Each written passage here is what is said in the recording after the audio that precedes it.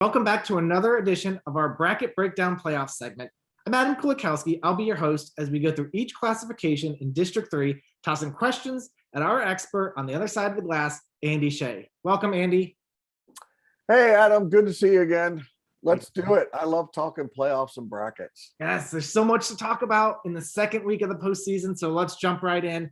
Let's start at 6A, where all four conferences are represented here. I mean, what balance in 6A? That's great to see, right?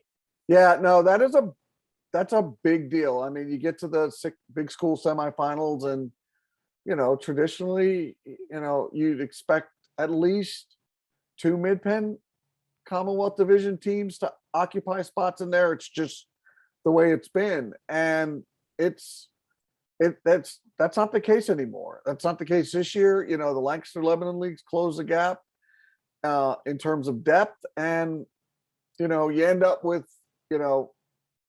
one representative from each of the four leagues, and I kind of like that. I think that's a big deal. I think it really up any better. Yep, I think it is.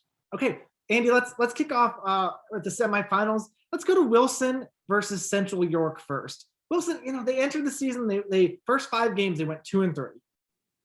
Last six straight victories. Last week they dropped 50 points in a 50-32 victory against York. I think when we talked a little earlier in the season, we thought a little bit about Central York being the favorite in this. Are they still your favorite in this matchup? What do you think? Yeah, I still think they're a slight favorite in this matchup, but they need to play well. So, yeah, you talked about the game over, York last week, and that's Wilson doing that. It's not a surprise, right? I mean, Central York poleaxed York on the final week of the regular season as well. I go back and look and think, okay, Hempfield started 2-3, and those losses, by the way, number 1 seed 5A Governor Mifflin, arguably the most complete team in the state. Yep. They lost to sneaky Exeter Township. That one was a surprising result because they got gobsmacked. And they lost to number 2 5A seed Manheim Central by 3. Not bad losses, but they figured out. But look at what they did the last 2 weeks of the regular season. They beat Hempfield. Hello, still alive in 6A. Yes. They beat them by a touchdown, and they beat Manheim Township, who pushed and got, they moved along as the season went along, and they gave Central York a really good test last week. Wilson beat them in the final week of the regular season, 21-14. So Wilson's been in playoff mode for 3 weeks now. This is week 4 of them being in playoff mode. So I think, and one of the things about Wilson and their, about Doug's teams and the coaching staff is, even if they aren't very good in the beginning, you can pretty well be assured that they're going to be better this time of year. And that is a sort of difficult proposition for Central York in this game. But I mean, they have the quarterback. The quarterback's going to matter. And Bo Pabrula, until somebody beats them, I'm just like, you ride that kid. He's a gamer. He figures out a way to impact the game and kind of guide his team safely into port. And until somebody knocks him off of that perch, I am not going to bet against that kid. So Central York, you're going with Central York over Wilson in this game. If you're going to put me on the spot and say, are you predicting? I would favor Central York. Yes. But I'm putting you on the record. Yes. Yeah. I'll pick Central York. Yeah. Andy, let's take a quick look at the other semifinal game. Hempfield against Harrisburg at Severance Field on Saturday afternoon. Hempfield, I'll toot your horn just a little bit that you predicted that upset last week in one of our other pieces. What stood out to you in that victory? That they poleaxed CD East and beat them in every phase of the game convincingly. That's pretty much it. I just liked where they were and thought they had sort of had their, they had their stoke. They had been under duress and fire significantly more and had been pushed harder. And I knew they would push back. I don't think CDs push back. So that's one thing that was a benefit to them was, okay, so they went out 135-2, but the other team didn't push them. So they kind of got to, dictate the game on their own terms. You always get more sort of football momentum rolling when you sort of dictate a game on your terms like that. In what was, you look at it matchup wise, was a toss up. It was not. So Andy, you look at this game against Harrisburg. How does Hempfield match up against the Cougars? They do. They match up well, but it's at the next level. So the next level for me means if Hempfield kind of, comes out and punches, Harrisburg will not. You can't shake Harrisburg. You can't shake this Cougars team. You can't phase them. You can't knock them around and sort of put them on tilt and think they'll just go away. They will not. And that's what I like the most about this Harrisburg team is they are consistent in what they do, how they do it, and what they think their path to victory is. And it's hard to knock them. You might get some haymakers in and you might sting them a little bit, but they are not going to go down easily. So that is a big, big part of this matchup for me. But can Hempfield win? Absolutely. Would it be a surprise to me? A little bit, just because I think Harrisburg has good football bones and they're hard to shake. Yeah. So who advances in your bracket? Harrisburg. Okay.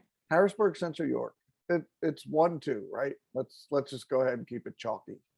Yes, sir. Yes, sir. Let's move down to the Class A 5A in the quarterfinals this week. Andy, you're looking at the slate. Is there a game that sticks out to you? One it's exciting. Exeter Township and Manheim Central. Couple of that's a quarterback game all the way. I have no idea what's going to happen in that game.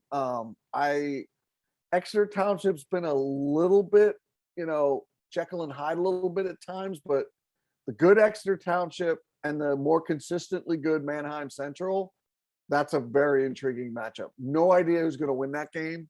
But Exeter and Manheim knows this. They're not a 7. They're not your typical 7 seed. They are not. So they will give them the proper due respect, but that's a game that jumps out to me. Andy, we should have wrote that down. I knew you were going to pick that game, but we hadn't talked about this before. So it would have been fun to show up that card knowing that you were going to pick that game. Yeah, I'm not telling you who I'm that picking. quarterback matchup. I don't know who I'm picking yet, though. So I'm not good. Don't ask me to pick that game because I haven't done enough of my deep dive yet to get my little nugget that leads me one way or the other, because I have no idea. I really don't. Okay. Well, we'll leave that as a teaser for Thursday's picks on fourthdownmagazine.com, where we're all making our predictions on all of these District 3 games. Andy, let's move down to 4A, to the quarterfinal. Big Spring obviously captured that first ever playoff victory. We talked a little bit about the high of getting that first playoff victory in school history. Can they carry that momentum? Is there a letdown? Even after this. That's a tough one, right? That's a tough one for me. That's a inside the locker room, inside the team answer. Like, accomplishing something at that level and that historical for them to get their first playoff win. I mean, it's nearly 40 years District 3 has been playing football. Right. I mean, it was only their second ever appearance in the playoffs. So they'd only ever made it once before, and that was in 2010. So that is such a huge accomplishment. It's hard to know what a team's going to do to respond to that. I'm not sure they even know, right? Like, it's hard for teams. I don't for a second think, oh, Big Spring, they're good. That was good enough for them. I kind of have a gut instinct that they might be thinking they're better than this, and there is opportunity this week. I wrote it earlier this week in my upset matchup. I think they've already faced a team that I think is better than Lampeter Strasburg and in the Conrad Weiser team that they beat. I really do.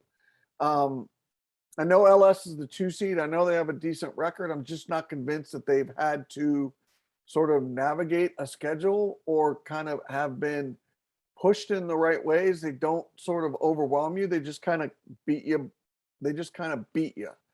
And I don't think that Big Spring is overmatched in this matchup as a 10 seed. I really don't. But, do they want to? Can they find it within themselves to be, show up and be the Bulldogs that we know? If they do, I think opportunity is really knocking in this game. I agree. I agree. If I'm picking, I'm taking Big Spring. I think they could get it done. Wanted to do one more game. It's Hold Northern on. New York. Did you say you're picking Big Spring? I am going to take Big Spring. Interesting. I'm going to Okay. take Big Spring. I'm not sure yet. I haven't, my gut tells me that there's an opportunity here, but I'm not so sure yet. Yeah. I, I feel like Big Spring has their emotions in check. It's a huge victory. Obviously, we heard Joe Sinskovich talk about the program and what it means to them. I feel like they're going to be grounded. I feel like they've been disciplined all season. I think they come out firing and can get it done again. But like I said, Andy, I want to do one more game in this classification before we move on. It's Northern York at Bishop McDevitt. I'm just curious your take on this. Bishop McDevitt really hasn't been tested since week 1 against LaSalle College. That 9 week where they sort of were on cruise control, they sort of were running 50 points up every week against some teams that really didn't have a whole lot of resistance against them. Does that affect them as they gear up? For what many expect to be a long playoff run? No, because of the way they've taken care of their business on both sides of the ball. I mean, that's the sleepy sort of loss thing because it's 56-7 every week. It feels like is like, wow, look at all this offense. Look at all this wealth of riches. Don't forget about what that defense brings to the table, and just the way the schedule dictated how they had to go about their business. That's not as easy as you might think to go out and do what they do on a week in, week out basis. I think it hasn't helped them. You would say it has to have hurt them, right? And I think they've made sure it hasn't hurt them. And that's good on them, right? So, this will be another 56-7 pick. That's just my McDevitt score. It seems to be the right one when to do it. And this will be another one of them. About that point when Coach Wechter lets off the gas, right? It's the playoffs. The gas pedal's on the right and it stays down. It's a postseason for Jeff. It's the right pedal. I'm sorry. There is no let off in the gas. There aren't a lot of substitutions and there won't be a lot of second team. Yep. It's the playoffs. You got to get your work in. Yep. And they need as much work as possible. He did some gas letting off during the regular season to a degree. This is the playoffs. There's no letting off the gas. You manage the game a different way if you get up 40, if you're in the mercy rule, but you still get your guys the work they need. Absolutely.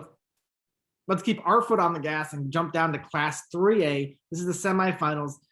2 games on tap here. Hamburg at number 2, Boiling Springs. And then on Saturday, number 5, Middletown goes to Wyomissing, number 1 seed. And it feels like we're racing towards a matchup next week featuring Boiling Springs and Wyomissing. Is there anything that Hamburg or Middletown can do to sort of change that course or alter that potential outcome? No. I'm not going to try and scratch it any other way. They're too,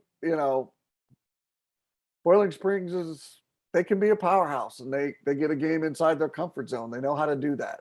And I don't think Hamburg has the horses on defense to prevent them from doing that. And Wyomissing just keeps getting better. And so the answer to that is a firm and solid no. Enough said. Andy, let's move to District 3, Class 2A. This is the championship game. It's number 3, Upper Dauphin, at number 1, York Catholic. Andy, Upper Dauphin, we talked about this in our preview show, raced out to that huge lead against Columbia, only to really have to hold on at the end. Can the Trojans defense do enough in this game to limit York Catholic? That I'm not sure of. I know technically York Catholic supposedly has the better defense. I think this game's more on equal footing because, like I said in the preview, I think Upper Dolphins played a little bit more top to bottom quality. I think it's been a little bit easier for York Catholic. This game it's 2 sort of offenses that sort of know how to find their way and sort of make the game their own. So for me, this game might come down to defense. And, after the way they won last week, I liked Columbia to win the bracket. I'm picking Upper Dauphin. I think Upper Dauphin gets its second district championship in 3 years. Big, great accomplishment for that program. Yeah, that's a big one. Very big. 2019, 2021 district champs. Yes, sir. Well done. Yes, sir. Hats off to them if they could accomplish that this week. Let's do one more. Let's go to District 3, Class A, Single A Championship. This is DeLone Catholic at Steel High. Andy, Steel High kind of feels like they're coming into this one a little backwards, a little reeling a little bit. They dropped their last two matchups against Big Spring and Boiling Springs. Does that foreshadow some trouble for the Rollers in this game against DeLone Catholic?